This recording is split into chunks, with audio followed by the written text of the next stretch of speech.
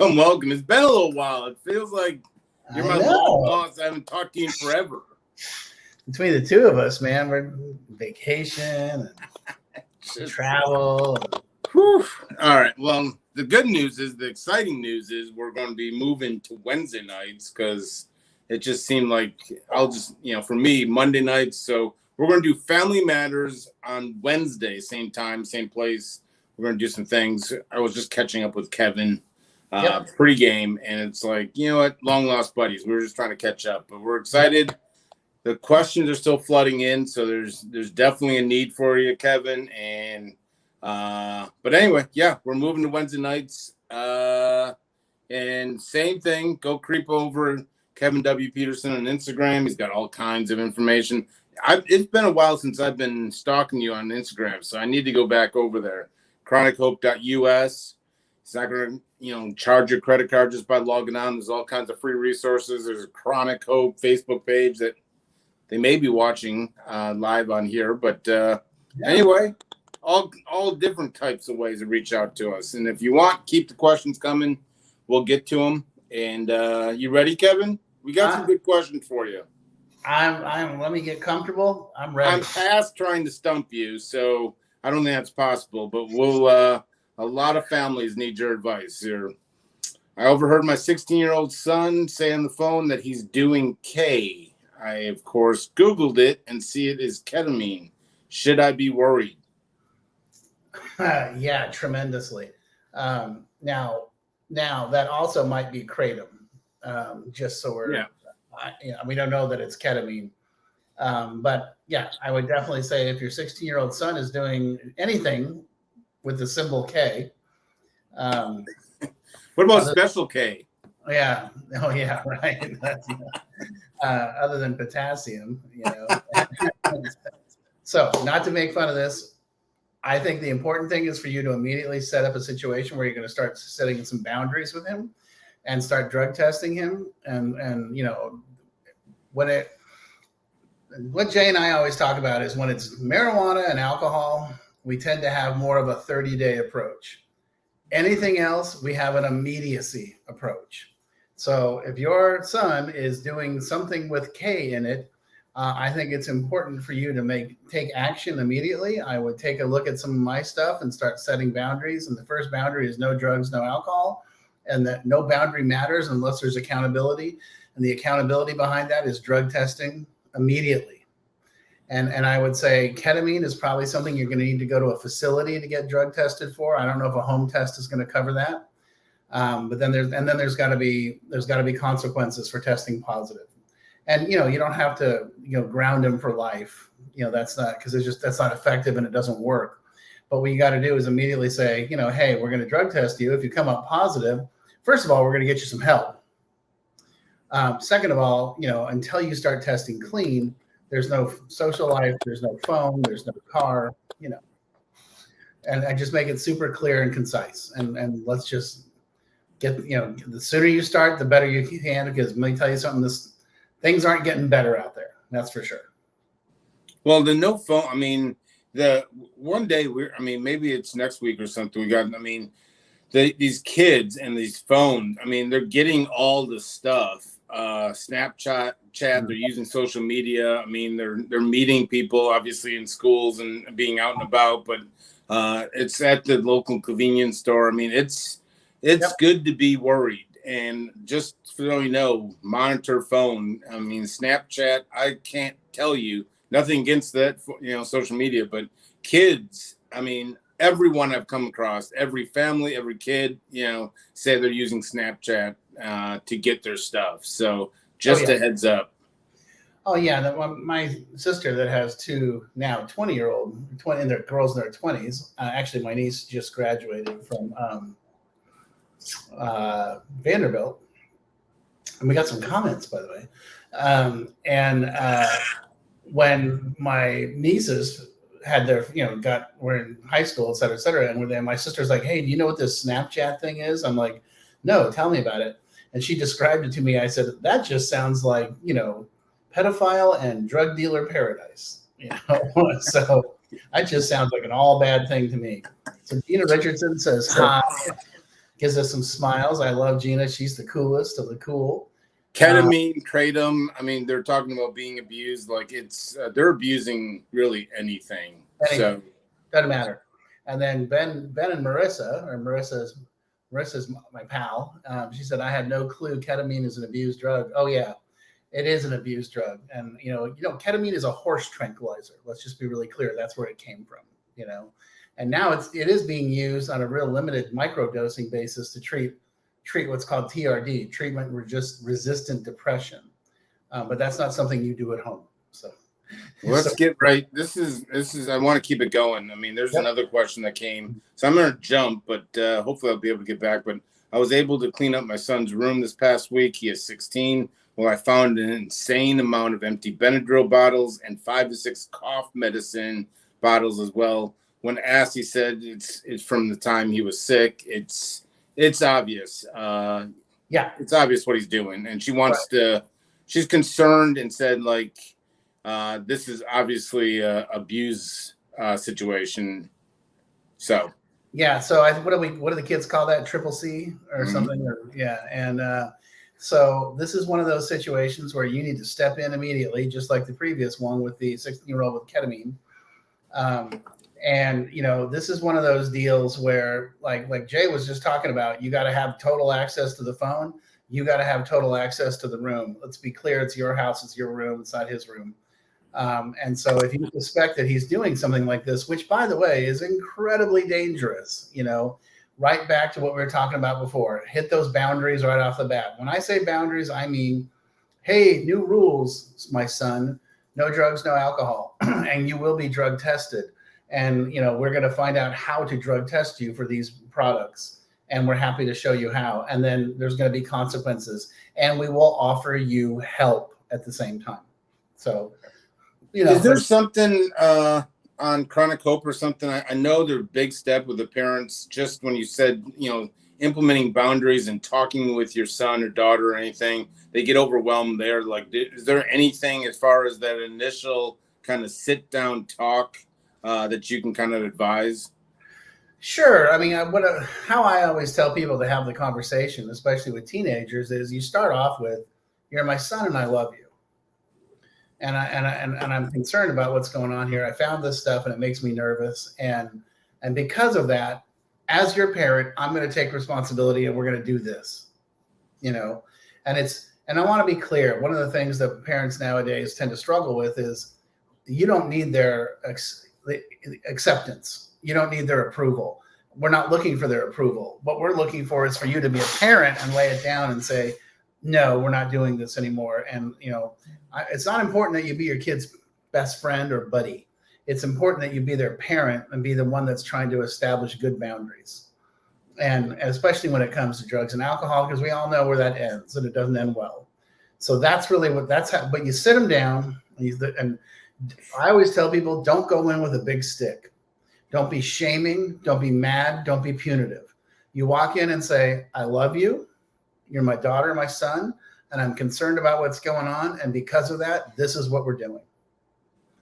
And they can argue and you can say, I love you. And the answer is no. And that's empathetic and clear and concise. But in these situations, that's what you got to have. Love it. All right. I am depressed and feel like my husband's toxic verbal abuse is the reason I drank so much. So this is someone that has decided to take 4 months off from drinking. She said that there has been concern for drinking. Sure. So last 4 months, being a mother is stressful. So drinking allowed me to relax, questioning if I truly have a problem. So this is 4 months, 3 to 4 months sober, kind of in that gray area I always talk about, questioning, whether it really is a problem over husband's issues and being a mom.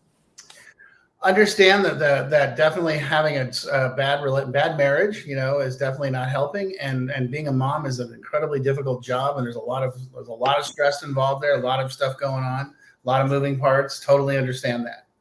So what I would say is I would highly recommend that you get some help. And by that, I mean, talk to somebody that is a licensed addiction counselor or a therapist that is schooled in addiction. And I would even say, take a shot at a few AA meetings and just see what you think. I'm not saying you got to sign up and buy the book and, drink the coffee. I'm just saying go and see if you associate and relate to the people there. And it's because when we talk about alcoholism, we're not talking about the amount you drink. We're not talking about when you drink. We're not talking about what makes you drink. What we're talking about is when you drink, that you drink uncontrollably. So once I start, I cannot stop or control the amount. I become unpredictable. And that's the thing we got to look for, is that when you do start drinking, does it become overwhelming and unpredictable? And if those things are what's going on, then we need to get you help. Now you may be what we call a hard drinker, that given a sufficient reason, like, hey, I need to knock this off, you can self-regulate. And that's great. Good for you. I don't know about Jay, but I can tell you for myself, the number of times I was like, man, I got to knock this shit off. The boss, the girlfriend, the parents, somebody had this, my friends said, you got to knock the therapist. And I was like, it's too bad. This is the last time we're going to see each other, because I'm not coming back to hear this crap anymore, but I tried to self-regulate and I couldn't self-regulate. So that's the thing that only you can answer. But you could definitely get some help from some people that are professionals in this arena. And then also I would say, check out a few AA meetings, see what you think, see if it makes sense. Read the book, Alcoholics Anonymous, see if that makes sense. Amen. I swear, I think we should just put a microphone up to Kevin and just let him talk, because he kind of hits on like all the questions. So here's another one. My 19-year-old son just came back from college. It's that time of the year for the summer. He does not drink daily, but I realized that when he drinks, he gets out of hand. His grades dipped considerably from high school, and I know your ears just perked on that last sentence. Gee, I know this story. I was actually watching a TikTok. Bert Kreischer? Yeah. I didn't realize it, but he's about 10 or 20 years ago, there was this article in USA Today about a guy that went to Wisconsin for 9 years and ran out of classes finally. And all my fraternity brothers were like, that guy's a sissy. You went for 12. And I was like, yeah, I know. But I think that was him. He was talking about that's how he got his start, is that there was an article on him that went national in the newspapers about how he'd been in college for like 6 years. I'm like, 6? What the hell's 6? You're not even in the big leagues, baby. So anyway, back to this 19-year-old son. Anyway. As our good friend Duke Rumley says, most people that go to college for 12 years are called doctor. Yes. I'm like, yeah, well, whatever. So I love the way you put it. He doesn't drink daily, but when he does drink, it gets out of hand. So that is definitely the first thing we look for in the world of alcoholism, okay, is that when you do drink, you drink uncontrollably. So, and then the next thing, this is perfectly laid out, his grades dipped considerably from high school. So if you look at the first step of Alcoholics Anonymous, it says we were powerless over alcohol. So what I'm seeing here is when he does drink, he gets out of hand. So that's powerlessness. And his grades dipped considerably. And his life has become unmanageable.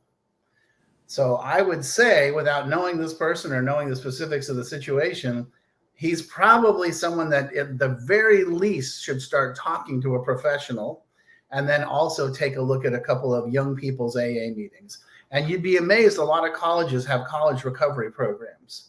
So I would say to the parents that Access JRI will be happy to point you in the right direction, depending where he lives, where he goes to school. And obviously he's going to be like, I don't know what you're talking about. I don't have a problem. This is where you guys got to be like, so I want you to understand something. We're not paying for you to go to college and get C's. You could do that at home and go to junior college. Something my parents never said. That sounds like personal experience. Yeah. Yeah. No, that was I had tricks up my sleeve. But I actually, when I got sober and went back to USC and was working for the university, I was doing financial work for the company, taking people's money. And I noticed this one family had not paid us for quite some time. And I called the mom and I said, hey, I'm just making sure everything's okay. And she's like, oh, sorry, I meant to call you. Yeah, she dropped out. I'm like, oh, okay. She goes, yeah, she was getting straight C's. And I was like, oh, you can get straight C's at junior college. I'm not paying that kind of money for you to get C's. And so she did. She went to junior college. And I was like, that is some good parenting right there.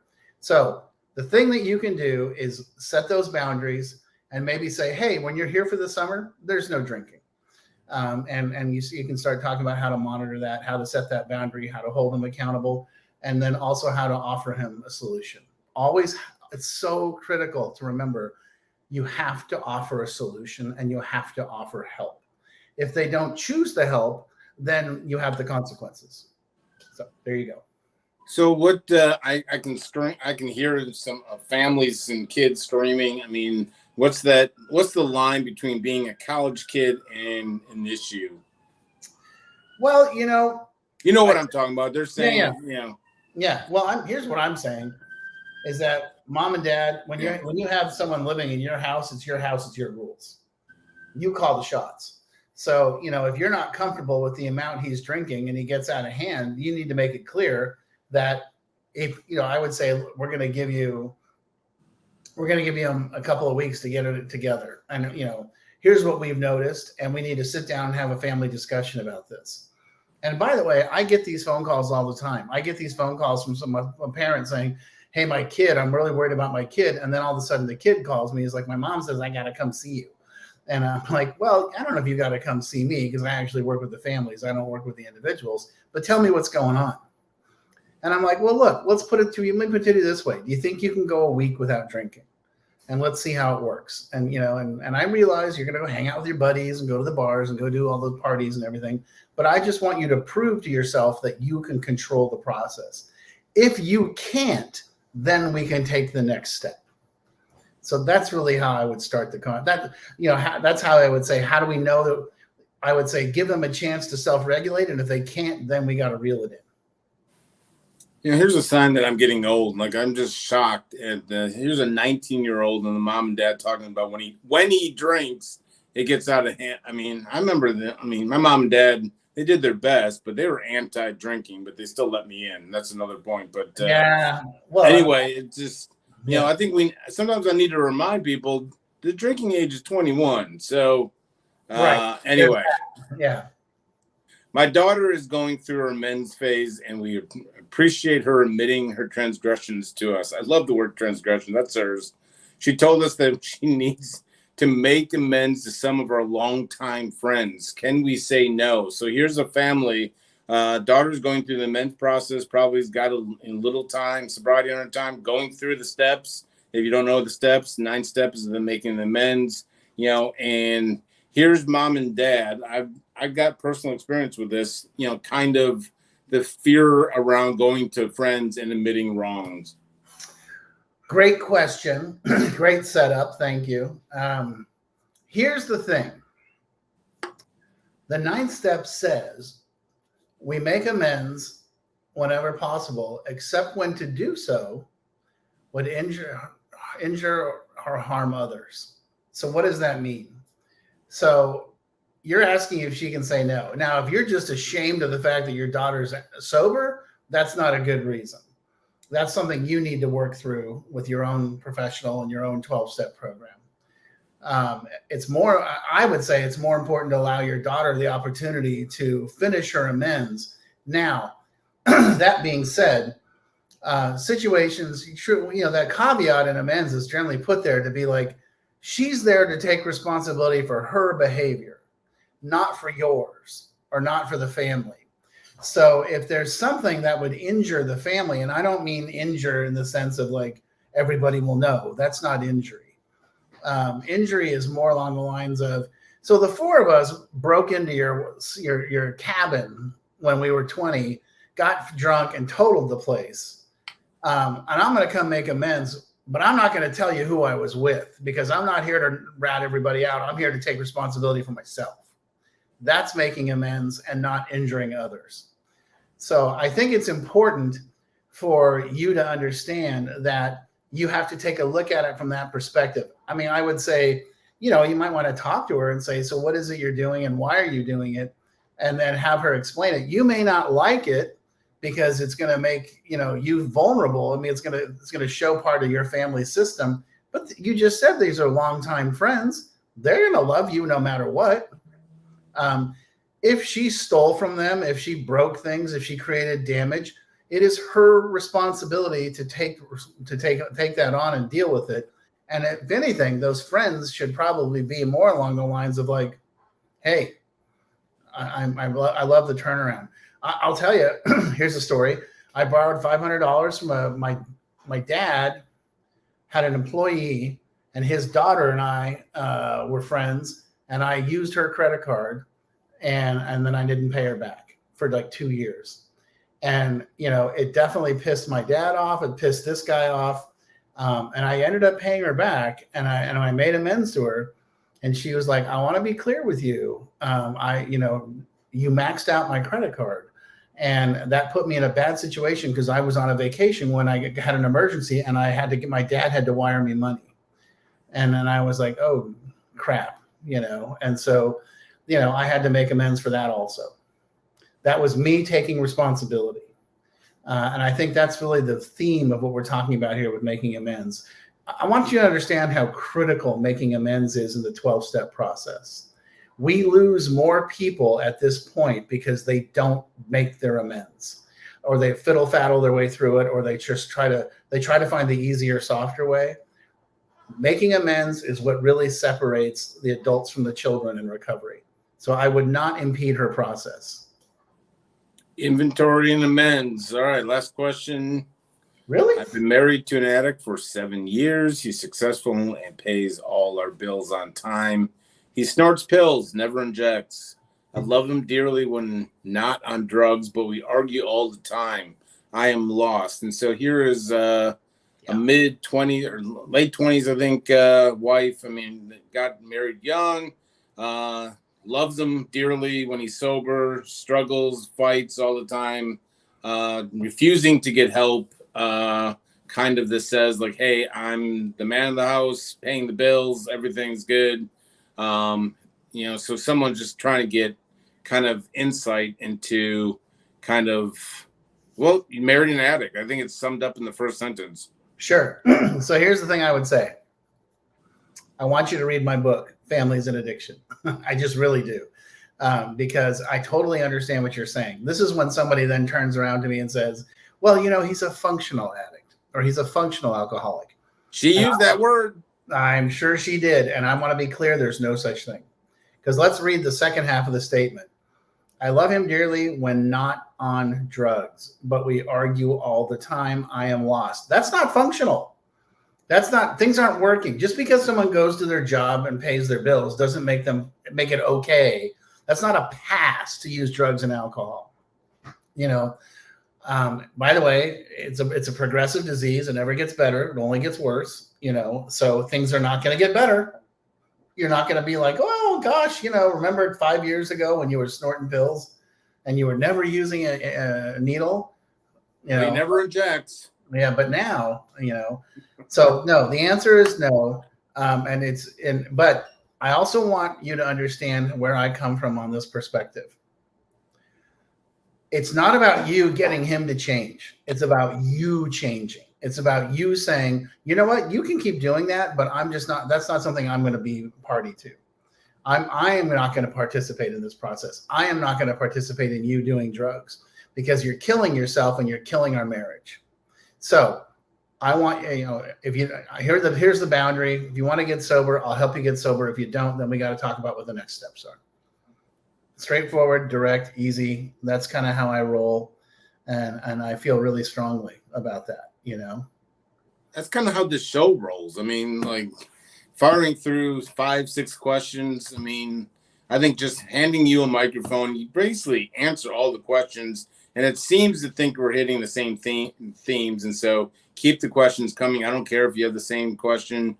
If you need to hear it a different way, just send us a message and we'll get to it. But always a good time, Kevin. You earned your paycheck today. Well, good, since there isn't one. You don't have to tell people that. No, man, I do this for fun and for free. I'm happy to do it. It's fun, really. Well, we've reached another point. We're going to do this every Wednesday, 6 p.m. Central, 7 p.m. Eastern. What is that? 4 p.m. Pacific, 5 Mountain, Colorado. all kinds of, you know. 4, 5, So we'll see the replays too. So, comment. So. All right, brother. It's good. Oh, hey. Oh, Andrea Himes. Let me tell you about Andrea Himes real quick. Andrea Himes and I met freshman year of college in 1982. She is a dear and a sweetheart, and you know what? I love her so much because through all of my antics and all of my drunk and crazy and stupid behaviors, she's still my friend. And I will be in her debt forever for that. There's just something about you, Kevin Peterson. I mean, who could stay mad at you for very long? I mean, who can stay mad? So there's some people.